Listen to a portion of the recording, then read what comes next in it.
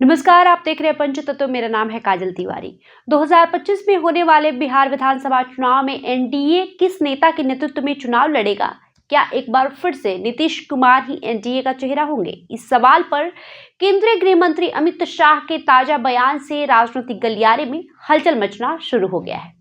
आमतौर पर तमाम राजनीतिक मुद्दों पर मीडिया के सामने क्लियर स्टैंड रखने वाले अमित शाह ने बिहार में नीतीश कुमार के नेतृत्व वाले सवाल पर टाल मटोल करते हुए दिखाई दिए।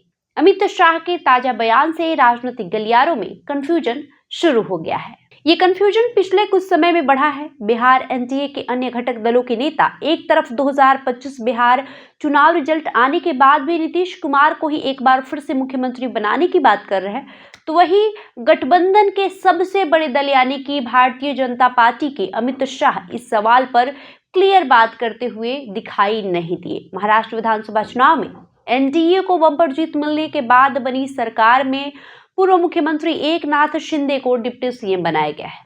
वहीं भाजपा ने देवेंद्र फडणवीस को एक बार फिर से महाराष्ट्र की कमान सौंपी है। मौजूदा सरकार में डिप्टी सीएम एकनाथ शिंदे के नाराज होने के सवाल पर अमित शाह ने कहा कि शिंदे जी को नाराज होने का कोई कारण ही नहीं है। हमारी काफी ज्यादा सीटें थी, लेकिन हमने शिंदे जी को मुख्यमंत्री बनाया था। 2.5 साल पूरे चट्टान के साथ हम पूरे विश्वास के साथ उनके साथ खड़े रहे। इस बार हम शुरू से ही कहकर चले थे कि मुख्यमंत्री कौन बनेगा ये चुनाव रिजल्ट आने के बाद ही तय होगा। इसलिए किसी को नाराजगी पालने की कोई जरूरत नहीं है और कोई पालता भी नहीं है।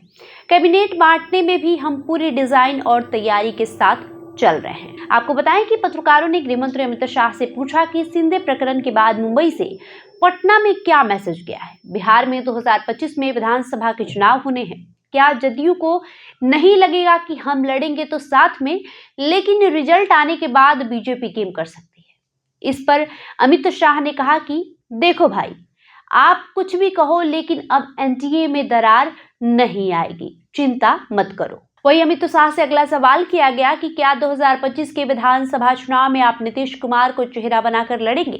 इस पर उन्होंने कहा कि पार्टी के पॉलिसी डिसीजन इस प्रकार के टीवी कार्यक्रम में तय नहीं होते हैं। इस तरह के फैसले लेने का अधिकार भाजपा में पार्लियामेंट्री बोर्ड के पास है। इसके अलावा ये अधिकार नीतीश कुमार की पार्टी को भी है। सभी दल मिलकर तय करेंगे, तब इस बारे में मीडिया को बताएंगे। अमित शाह के इस जवाब के बाद सवाल उठने लगे हैं कि 2019 के बिहार विधानसभा चुनाव से पहले बीजेपी हमेशा कहती रही है कि नीतीश कुमार के नेतृत्व में ही चुनाव लड़ा जाएगा। यहाँ तक कि चुनाव में जदयू के तीसरे नंबर की पार्टी बनने पर भी नीतीश कुमार को ही सीएम की कुर्सी सौंपी गई।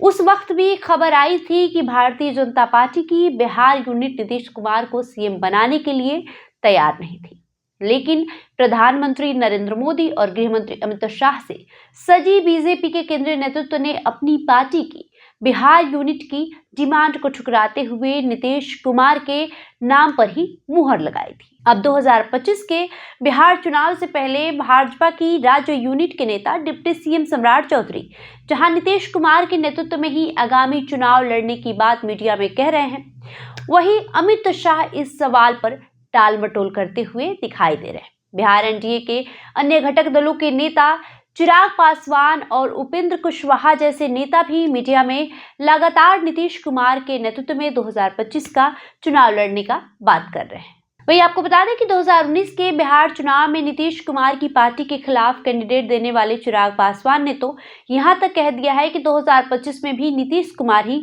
एक बार फिर से शपथ लेंगे। वही उपेंद्र कुशवाहा भी नीतीश कुमार को मेहनती नेता बताते हुए 2025 में एक बार फिर से बिहार की बागडोर उनकी हाथों में सौंपने की बात कह चुके हैं। बहरहाल आपका इस खबर को लेकर क्या राय है, हमें कमेंट करके जरूर बताएं।